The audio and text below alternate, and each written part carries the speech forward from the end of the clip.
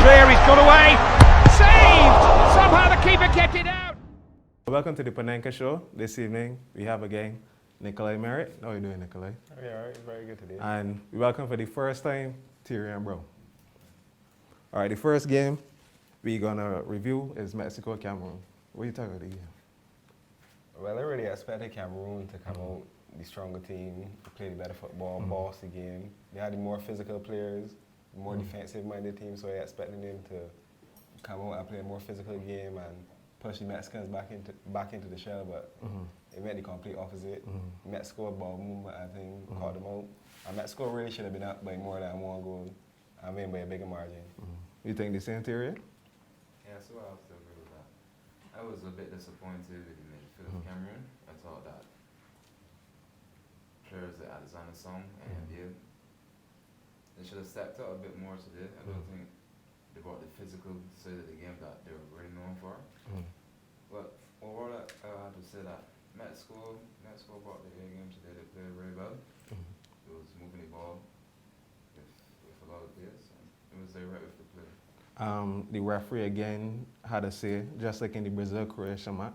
2 legit goals ruled offside by Dos Santos. Well, this might be a team for this World Cup. The referees? I mean, yeah, poor officiating. I don't know what to say about it, but there was nothing wrong with the 2 Dos Santos goals. I was surprised. The second one I was surprised for sure because I didn't see anything wrong with that goal at all. I mean, the first one, well, you could argue that he might have been on. He might have been behind the defender, but he wasn't, in my opinion. But I didn't see anything wrong with the second goal at all. So I was shocked to see the referee decision in that one. Oh, you think the same, Terean? Yes, I honestly believe that the referees need to step up the game this World Cup, or it could honestly lead to the demise to maybe World Cup, the credibility of it, because look at that this way. At the end of the day, this is the biggest event in football, and there should at least be a high standard of refereeing to make it as unbiased as possible. And some of the decisions that I've seen so far kind of tend to favor certain teams. Don't want to call any name in particular. Refereeing at mid-season, like right now, it's kind of tainted the reputation of the competition, man.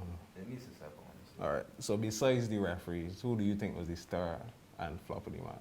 Well, the star for me was Giovanni Dos Santos because the 2 goals disallowed and well, his shot being saved led to the actual goal that Mexico scored. So Giovanni Dos Santos for sure.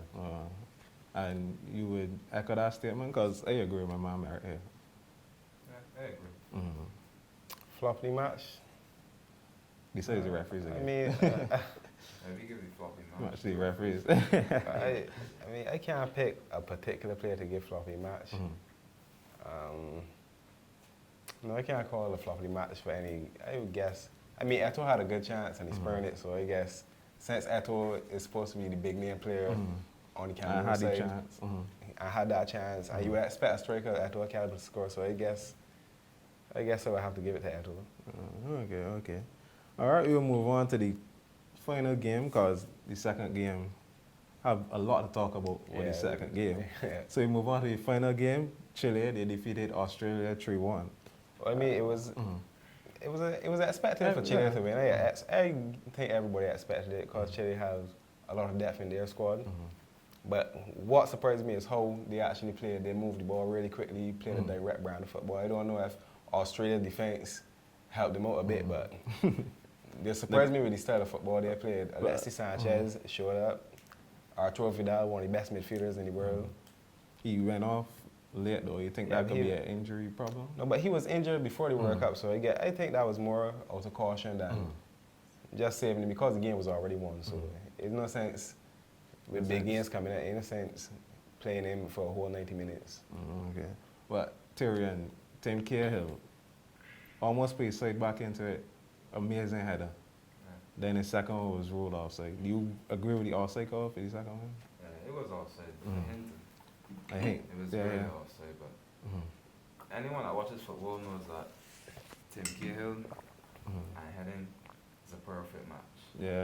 He's almost a god when it comes to headers, so it was a surprise when it was a beautiful cross from the way right, straight on wanted to head of Cahill, straight into the back of the net. Also, Brasciano had a really good game to me. Brasciano he was always dangerous. His volley, his one-time volley that the keeper barely saved. I think if he got it a little bit closer to the side netting, to the post, he would have gotten it. He would have beaten the keeper. Yeah, but like compared to Croatia, Australia didn't play like that frightened way. Australia actually came out. Well, when they went down by 2 goals early in the game, so they didn't really have a choice but to come out and got all guns blazing. So I guess that led to it too. The pressure was off because they already conceded. There wasn't anything to protect. So it was really good end-to-end football. But I mean, even before the concede, they looked like they can't play. Yeah, they can't play. They come to defend and set up. Plus, in previous World Cups, too, you see teams playing a more conservative style of football. I find that this World Cup, teams are going more direct and trying to play football and trying to attack. Yeah, that's true. Guy Valdivia from Chile, he had an excellent game. Excellent. His goal was excellent for the second. What do you think of his prospects going forward in the World Cup? Well, in terms of prospects, he's not a player that I've watched a lot already. So this World Cup, watching him is a first for me. But based on what I've seen, he's a very, very good player. He was all over the park in the game in terms of attacking, defending, off the ball runs, everything. So he seems a really decent player to me, and I'll be looking forward to watching him more closely to see what he does. So the whole Panenka agree. Alexis Sanchez, man of the match.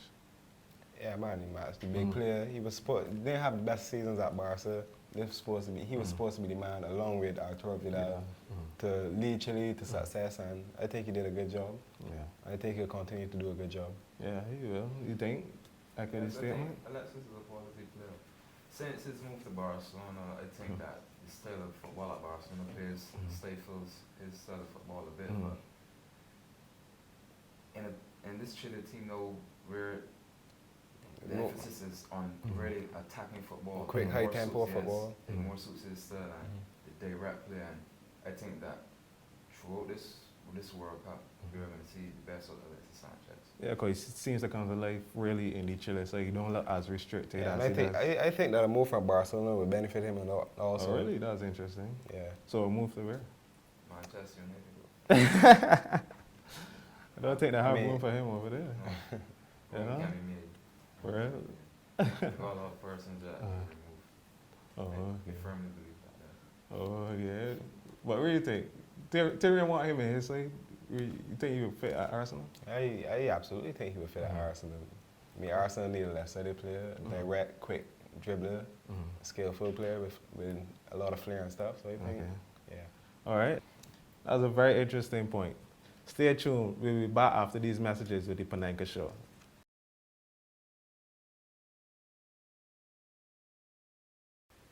And we are back at the Panenka Show. Well, if you think I hot in this sweater, nothing was hotter than the licks that Spain get today. Spain, Netherlands. Terean, Spanish fan, in his black morning. What do you think of the game now? Words can't express what everything all about the game. It was really poor on the part of Spain. The defense. But you did dominate it early. You did. Costa did by your penalty. Yes, it was a rather soft penalty, but I won't be arguing it. I'll accept that. You needed it. You needed it. I said it. I think there was a shift in the game afterwards. Netherlands really began to pick up the pace of the football. I think they gained a lot more confidence,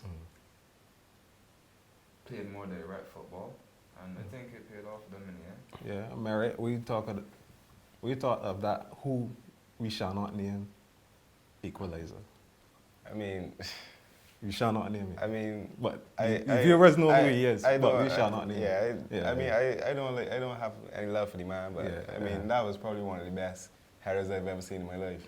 I mean, one time over the goalkeeper, one of the best headers I ever saw in my life. I mean, can't stand the guy, but as they call him, Robin Van Magic. Okay, so y'all think people were arguing that they say that if Casillas was on his line, he would have got that. Y'all agree with that? Well, personally, I don't think Casillas' positioning was that bad. I think it was due to the brilliance of the play.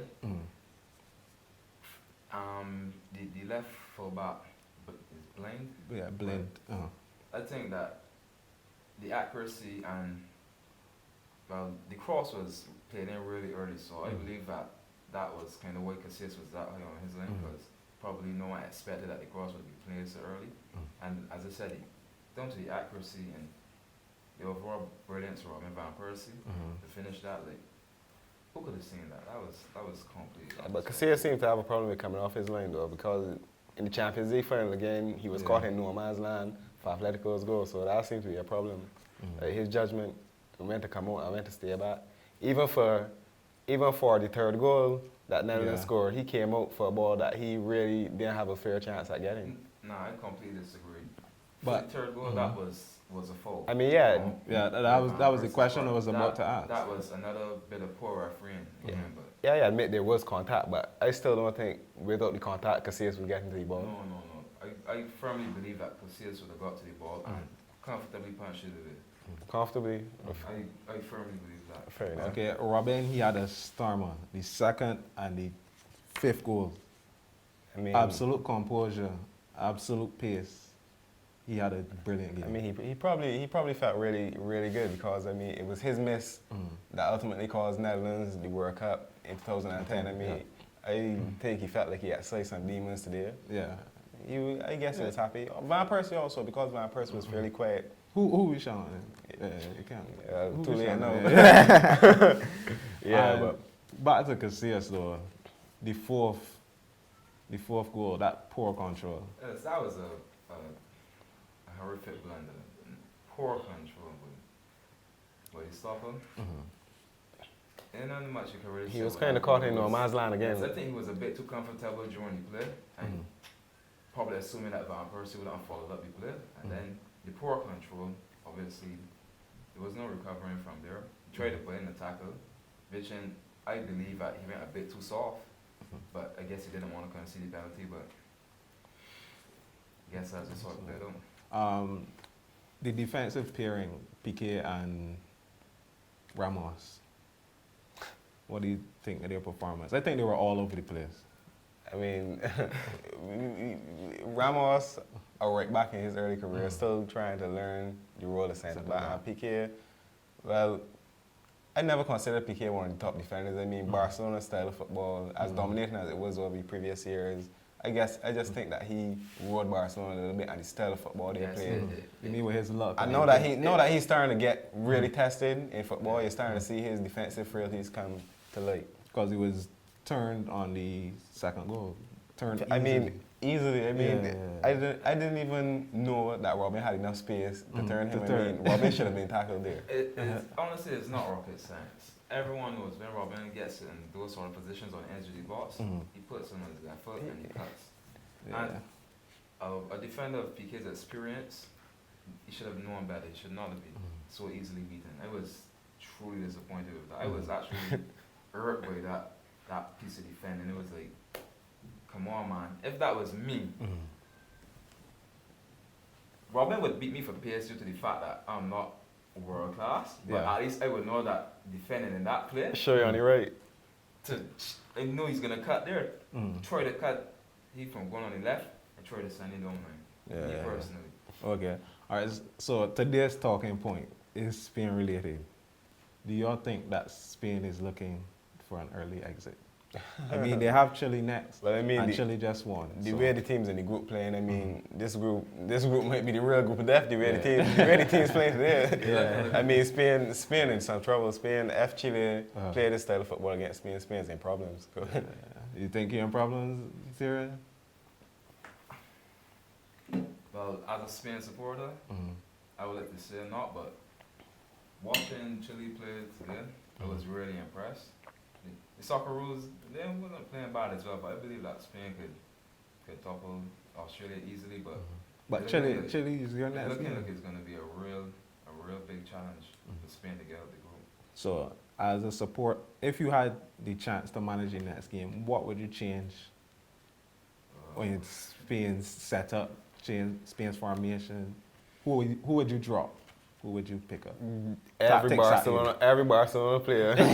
Every Barcelona player possible. I guess you gotta start from the foundation.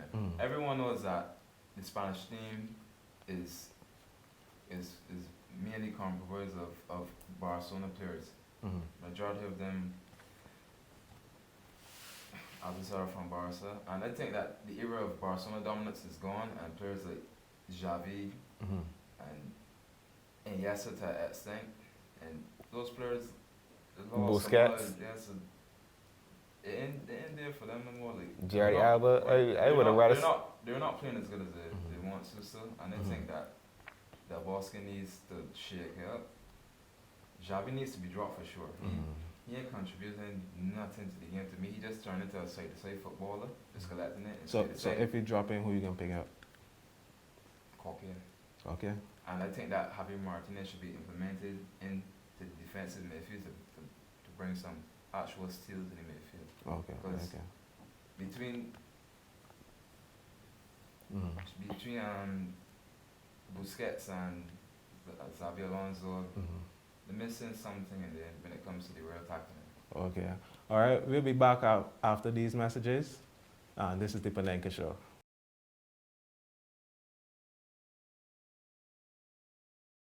And we're back. We'll be previewing match day 3, Group C and Group D. Both games played tomorrow. You have 4 games being played on the day. Colombia and Greece. Who would you go for? Well, I mean, Falcao, the Falcao miss is going to hit them hard, but I think Jackson Martinez plays for Porto, a really good, strong, powerful, quick striker. I think they have a couple of quality players that could show up, and Greece will be missing a couple of their veteran guys that they've seen so much success with in the past, so I'll go with Colombia for that one. Colombia, what about you? Yes, I think I'll go with Colombia as well. I think a lot of eyes would be on James Rodriguez. Yeah. A young, exciting player, recently moved to Monaco for a fairly reasonable fee. It's reasonable. Reasonably big fee. Reasonably big fee, but yes, the Falcao. The Falcao miss. Yes, that'll be a big loss for them. He's a real quality striker, and I think it would be a big loss for them. Okay. And the second match, the Group D opener, got Uruguay and Costa Rica. Uruguay with the on-fire Suarez. I mean, on fire Suarez, he fire kind of put up because I don't think he may not feature in the game tomorrow. So I mean, but Cavani and Forlan always seems to show up in these sort of competitions. Cavani is still a quality striker, not one of my favorites by the way, but I still think they have a couple. Yeah, they have a lot of a couple of good players in their team that I think will see them through that game. Yeah, and they're always very balanced and cohesive. Yeah. Yeah. So what about you? Pick Uruguay as well? Yeah, I would have to agree. I think that Uruguay has the overall quality to easily brush past Costa Rica. I honestly don't see Costa Rica getting a result at all. I mean, they got. I would like Joel to do good. Yeah, I mean, I would like Joel Campbell to do well. I would like Joel Campbell to do well, but. All right, good. And the second Group D match, England, Italy. The big one. England, Italy. When I lost for words, man. That's going to be an interesting one. I want to go with a draw. A 2-2 draw. I think a lot of eyes will be on Cameroon to see how he performs because he's been criticized lately over fitness and form. And plus, he still doesn't have his World Cup goal. Yes, it's proven that when it comes to the big stage, he flops to that extent. Me personally, as a Manchester United supporter, I would the same do well. I wish him all the best. Seeing as Van Persie scored 2 goals today. But and Van Gaal gonna be the manager. In my honest opinion, if it was the England manager, I don't think that Rooney would get a place in my starting 11. Well, really? That's a huge statement. You don't agree with that, man? Not completely. Okay, I mean, why not? I mean, Rooney can play a number of positions. Rooney is a very valuable player to have. I mean, I might not like him personally, but you can't disregard the class that he has. So I think you have to got Rooney in the team. A player like Rooney, you can't leave a player that caliber out of the team. Well, going with Terean's point about his fitness, I don't know. And sometimes it seems like he hinders the team. Sometimes. That's as Nikolai here made. He made a very strong point in saying that he's a very valuable player, and in theory, he's a very big player for England, and you will not leave him out. But at the end of the day, a lot of players, and this is just my opinion, a lot of players like Steven Gerrard and Frank Lampard, and all of these players have gone to many major tournaments with England, and they don't produce at the end of the day. When they reach quarterfinals, they're not top. This year, England came with a different approach. The youngsters brought a lot of youth into the team, a lot of exciting players, and I think that that's the way to go. And a lot of the players that got their chance and never stepped up and never showed their worth should be given the place in the back seat and give the chance to the youth. Is that Roy Hudson got the guts to pull the trigger because he got the players there? But I personally don't think Roy Hudson got the guts to pull the trigger on it. So all right, so Terean went with a draw. What you would go with, Nikolai? I mean, I don't want to have to pick it, but I have a certain friend as an Italian supporter, and I really want to go against him because he was kind of annoying me these past 2 days. So I want England to beat Italy. You want that to be? I want Italy. I think that England on the day may just have enough quality to edge Italy. So I think that plus I'll go with my players that I see week in, week out being a fan of a Premier League side. So I'll go with England. Okay. I think Sturridge is going to be key. Yeah, Sturridge is going to be key. And I think another major issue for England is who plays behind the striker. And the way it's set up right now, it's kind of leaning towards being really playing in that position. But I think a Ross Barkley, Jack Wilshere, or Adam Lallana would be best suited to play. You mean Jack Wilshere? Jack Wilshere could come off the bench. So all right, we're going to move on from that one and go to the second Group C game. Ivory Coast and Japan. Who y'all got for that? I mean, you can't look past Ivory Coast. I mean, when you look at the quality, I mean, Didier Drogba, powerful player, great player, Chelsea player, sadly. Yaya Toure, I mean, just one of the best box-to-box midfielders in the world. All right, so this is the year that Ivory Coast can get out the group stage. Yeah, I think so. I believe so. You agree with that, Terean? Yes, I agree with that. I think the sheer physicality of the Ivory Coast team, along with actual skill, we'll see them progress. But Japan going your boy. Japan has moved forward a bit. I tend to lean towards Japan, supporting Shinji Kagawa. We play at Manchester. They don't have the best of years, though. I mean, Arsenal being linked with Serge Aurier, so when you assess the stature of the Japanese players, they're not the biggest in stature or most physical, but when you look at players like Kagawa and Keisuke Honda, they have the quality to the Japanese are always a well-drilled team. Very true. Yeah, very well disciplined. Honda is excellent at set pieces. Very good. And the sheer vision of Kagawa, and along with his ability to contribute to the goal scoring.